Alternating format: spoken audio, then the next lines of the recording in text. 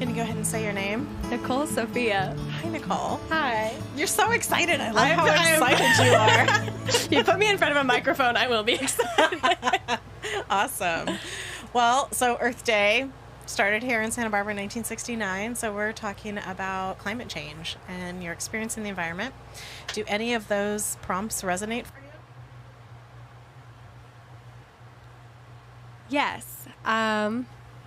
One of my best memories in nature probably resonates with me.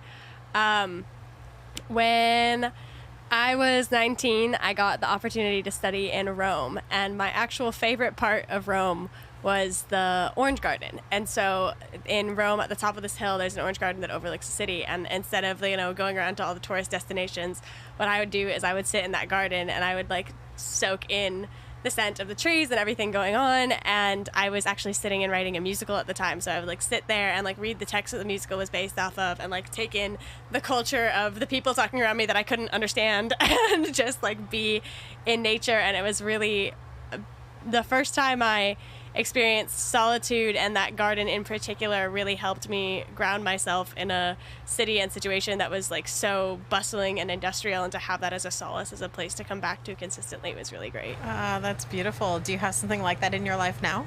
I love going and finding a park to sit in. So it's my favorite thing is to go and find mildly obscure parks where I just get to be with the trees, especially if I get to sit in a park where the sun's shining and I can people watch. So it's been a fun thing for me to go around Santa Barbara finding parks that feel grounding and like home, and to perch up against a tree and to sit and write or play my guitar or do things like that. Do you have any specific trees that call to you? Oh, types of trees? I don't know. I mean, I like trees with really big trunks. So I'm really atrocious at names, but it's a vibe thing for me, honestly. I'll be okay, this tree's vibe is very grounding, and I'll go and I'll sit by the tree. So you can just commune with the tree. I'm sure the tree appreciates it as well. I always feel better after leaning on a tree. There's something about it where I feel like a saner and calmer person when I get to sit down here. Absolutely. That's a regular practice for you? It is a pretty regular practice, especially if I feel like I've been disconnected from myself, or I need some wisdom that's a little bit bigger than me. I find that going and resourcing a tree is really helpful, because it's very also it's a very concrete spiritual practice. So I feel like a lot of things can be very much in the ether, and a tree is there. A tree is there and consistent, and you can put your back on it and you can feel it physically supporting you, and there's it's the physical mimics the emotional support, and it's nice. That's so wise. Do you have any other experiences with climate change or nature that have been impactful for you?